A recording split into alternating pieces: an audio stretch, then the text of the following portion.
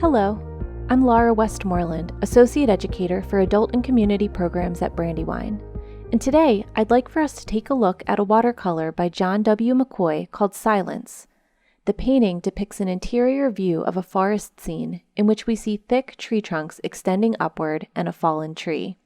It would be hard to deny that part of why this painting resonates with me right now is because of the roles that both solitude and nature are currently playing in our lives as people across the country are staying home due to COVID-19. Exploring the outdoors is one of the only activities many of us can do at the moment, and we're largely doing that alone or with our closest family members. Let's look at why this painting stirs up feelings of solitude. We can only see small patches of sky through the tree's branches and leaves. Light trickles in from multiple angles, so it's hard to tell what time of day it might be. The outside world is mostly blocked from us, and we're left to discover this interior space among the trees. The artist helps us explore this space by directing our eyes around the painting.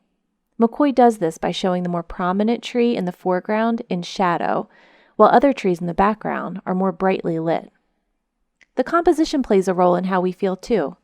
Usually, landscapes are composed horizontally, but this one, in a vertical format, emphasizes the massive trunks of the trees, which extend upward out of the frame. Seeing only the base of the trees and space between them creates a feeling that is immersive and shrinks us as viewers.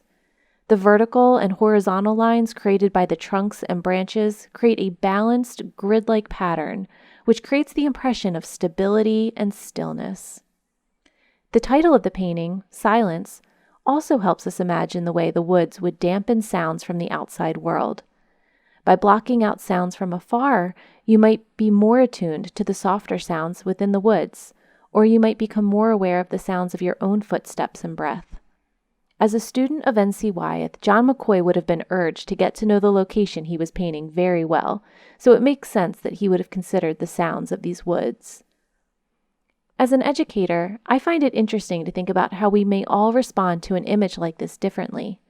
Could one person see an image of peace and rest, and another see isolation and despair?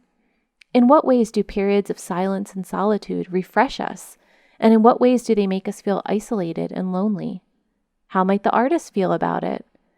And lastly, in showing us his experience of solitude through painting, how does the artist create an opportunity to connect with others?